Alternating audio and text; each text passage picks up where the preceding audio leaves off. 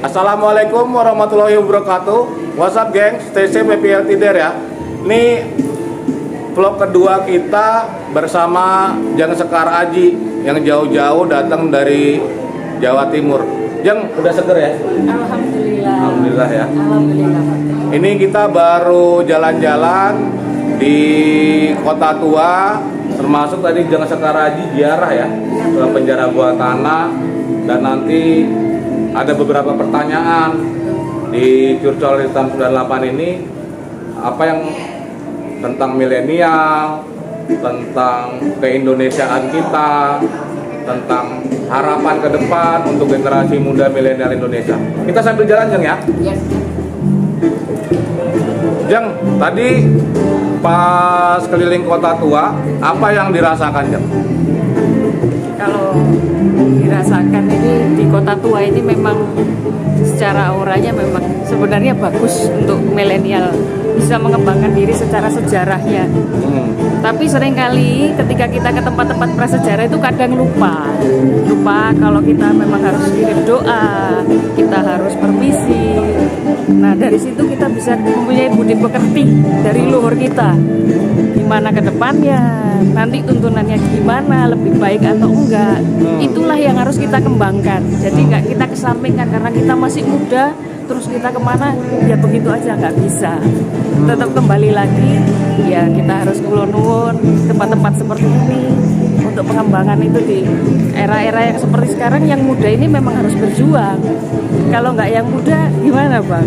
Ya, Jeng, sebagai spiritualis milenial Nusantara, nah Jang Sekar Aji ngelihat apa sih problematika generasi muda milenial sentenial saat ini? Untuk sekarang ini kebanyakan secara kita ini yang di usia muda ya Bang ya, kadangkala merasa kita ini paling bisa. Sebenarnya tidak, kita ini harus dituntut jauh lebih baik lagi ke depannya, bisa bermanfaat buat sesama. Jadi nggak serta-merta kita ngembangkan diri untuk diri kita aja, itu nggak bisa.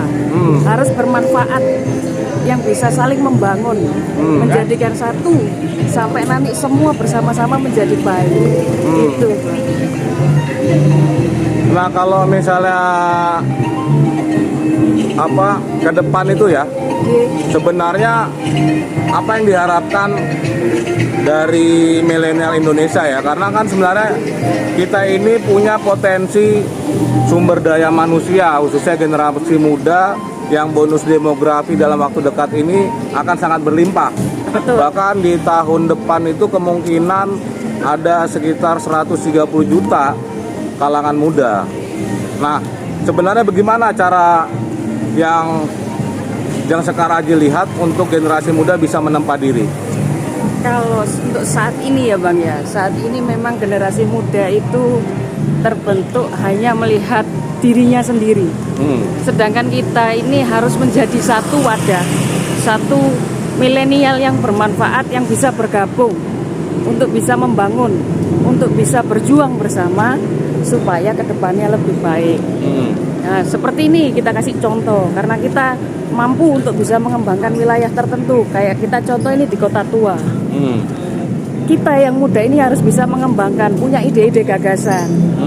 Dan kita bisa menjalani saling bahu-membahu supaya kedepannya generasi muda lah nanti yang bisa, yang mampu menjadi garda depan. Sedangkan beliau-beliau seperti Bang Riki ya, menjadi pembimbing kita. Gitu Bang. Jang, ini kan apa ada pesan Pak Karno ya, Presiden pertama Republik Indonesia, jangan sekali-kali meninggalkan sejarah. Iya betul. Nah, gimana Jang Sekar Aji sebagai spiritualis milenial Nusantara menyikapinya? Karena saya sendiri jujur prihatin, anak saya sendiri juga tidak terlalu tertarik mempelajari kebinekaan, keindonesiaan kita lagi. Gitu ya Bang ya. Banyak kan memang di kita, dan dari ya, sisi spiritual itu gimana gitu loh? Ada apa sebenarnya Indonesia ini? Gini ya, kita itu harus tahu silsilah cerita aslinya kita hidup di negara mana. Kenapa kita harus selalu mengingat sejarah? Kita harus mengingat bagaimana perjuangan beliau-beliau. Kalau kita boleh lihat di Kota Tua ini kan ada namanya penjara bawah tanah ya. Harus kita ini masuk ke situ pun paling tidak satu. Sejarahnya mereka bagaimana, beliau yang berjuang bagaimana, kita harus tahu supaya tergeraklah hati kita menjadi seseorang yang berjuang untuk Nusantara. Sehingga kalau kita ke tempat gitu ya, kalau saran saya memang Bang ya, jangan lupa kirim doa. Nggak bisa dilupakan, karena itu nanti akan berlanjut, kita nanti punya anak cucu ke depannya. Kenalkanlah mereka sejarah, kenalkanlah mereka jauh lebih baik mengerti akan negaranya.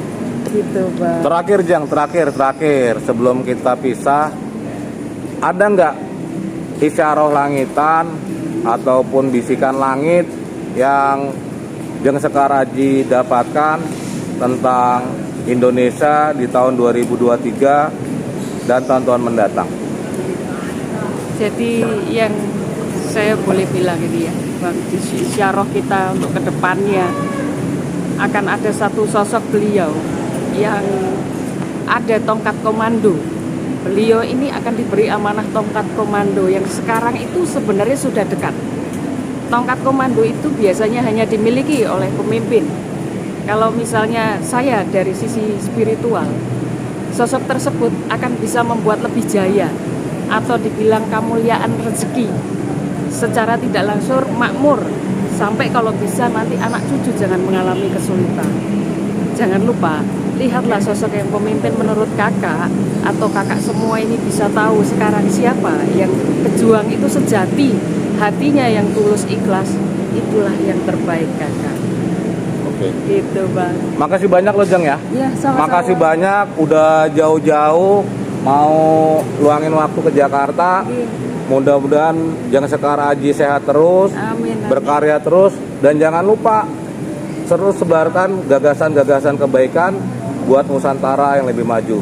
Makasih banyak Jeng ya. Iya, Matur suwun sanget nggih. sama-sama. Oke, gengs.